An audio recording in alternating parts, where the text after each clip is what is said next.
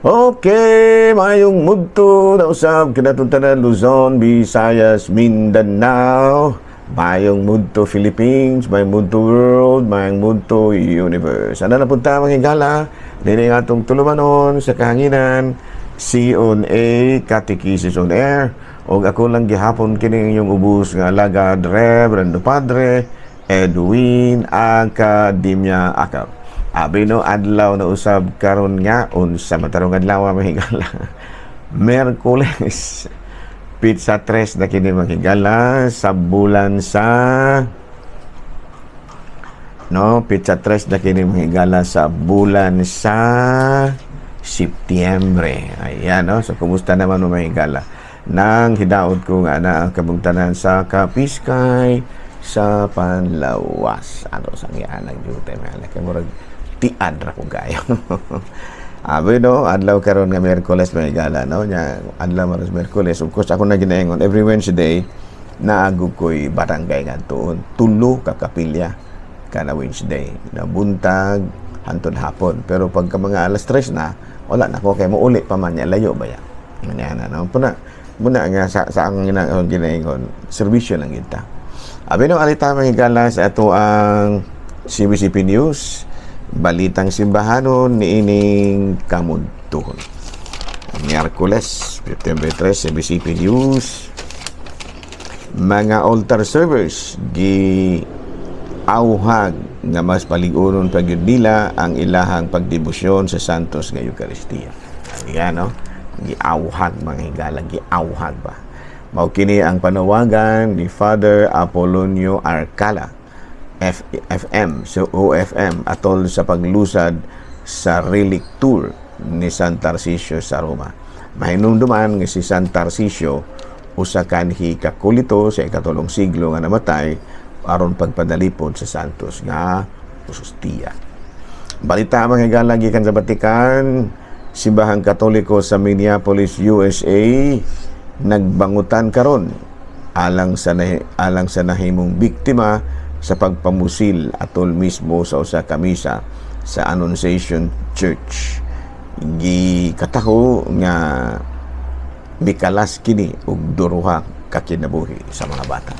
O sa ato pa karon ang Minneapolis Catholics may gala nagbangutan gikan ang usab po din taong bataan ang girapido man pud hinuon ning misa munay kuas may galang kini bang libre rang makadala-dala pod bitaw makadala-dala ba og armas nga bubuto ang usa ka tawo mo nahitabo nga daghan kay anak dili magani eskwelahan simbahan mao atakihon in town. So muna nga dire sa ato wala man una nahitabo pero na usahay sa mga Mindanao ibumbahan ano katubang sa Marawi ba to sulod sa Marawi no ingon na no pero at least dili gyud para sa ito rapido gyud din taon niya dili pagod mga kana bitang full-fledged nga mga terrorist ang naghimo mga batanon pa ana no dala no padayon ta manghigala sa ato nga mga boto na rin ta manghigala sa atong saint of the day. Ang atong saint of the day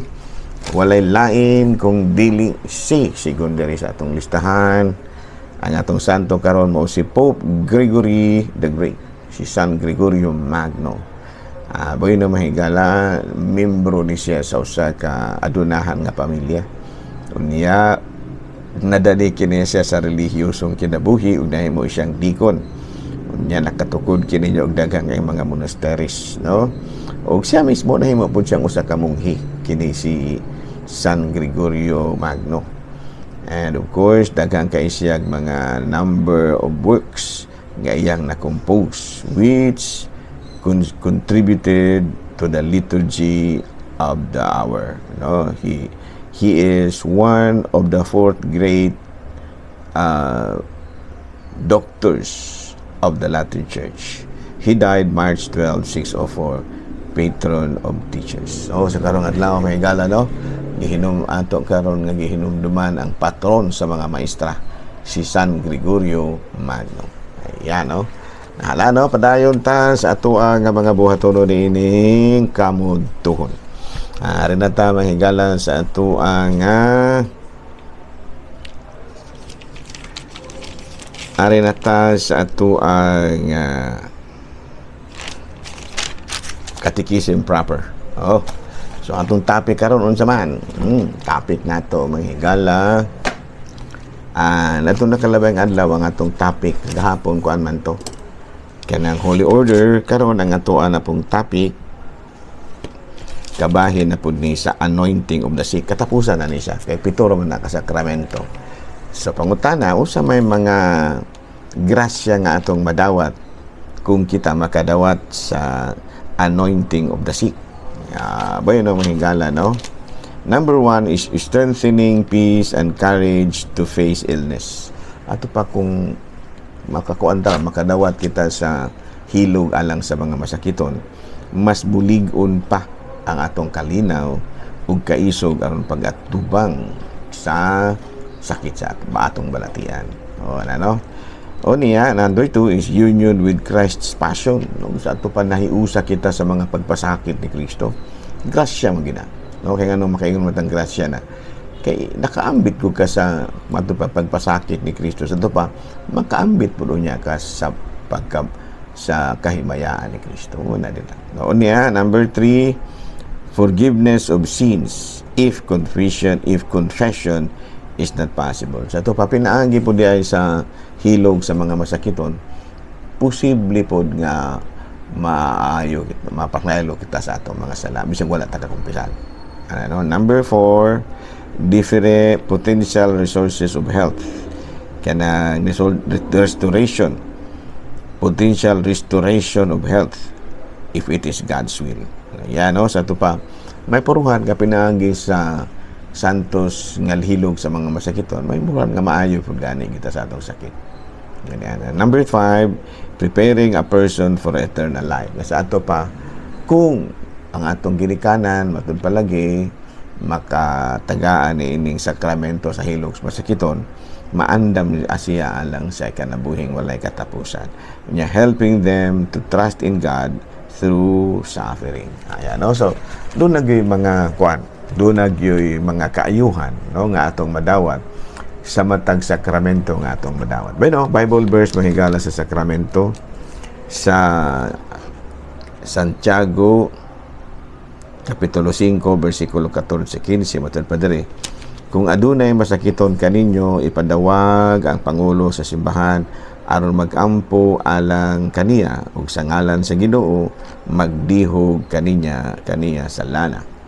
Busa pagsugiray kamo sa inyo mga sala ug pagampo alang sa usag-usa aron kamo mga ayo ang pagampo sa taong maayo matarong dakog kahimuan. Ato pa usag gyud ay sa mga kaayuhang atong madawat isip usa ka sumusunod ni Kristo mao gyud ang ato ang hilog sa masakiton. No? Hilugan ba? Ganyan na. Doon ako gihilugan, mahigala dito sa bulok-bulok na ito, di ko malimot ba. Sa may nahitabo. Pag pakumpisal gina ko, dili, tigulang gikuha ko sa kuha na ito. Gikuha ko sa kumbinto. Ako sibulan mo ko nasa sa una. Pag abot ako dito, ako din gipangutana ang katong masakiton. Manang, mangumpisal ka, wala nitubag. Akong giingnan itong kuha. Ano naman yung, so pagkumpisal ini inyuhang masakiton, di naman ni kamang musulti ato na yung hilugan. So, di trabaho ini manang ingon siya. Kuan man na pa der kanang tigsibit o nipa. Kana bang sinibit o dahon sa lubi. Manay gitawag na itong sinibit. Ang ingon to na ingon ba? Kuan da ini kanang kuan da ini tigsibit da ini sa nipa. Ditukar ako ang nitukar akong kabuang may gala kaya ako manoong giingnan manang kaya pero akong pangumpisalo di mo tingog manang mangumpisal ka di gyud mo tingog manang mangumpisal ka di gyud akong gikumitsahan may gala akong giingnan manang mo order kog nipa kabalo kag unsay tubag pila ka gatos nitingog mga higala sa diha nga nakahuna-huna ko nga ako siyang kanang sa ngalan ordiran og nipa sa tupadon nagiuban nga mga higala nga dulot yun sa kinabuhi ang pagkanegosyante dulot yun bukog ba nga bisan panahon sa matud pa kamatayon dili gyud gihapon ni kasalikway ang pagnabuhi. Ana no? Wala mahigala din nila sa kuto nakabalo na akong katulugaw na. Kapoy nagyukumayo, at least natuman na nga ako ang kongresa, ako ang buluhaton, pero malagi na luya-luya gyud kamay. Salamat ug mayong mudto Pilipinas.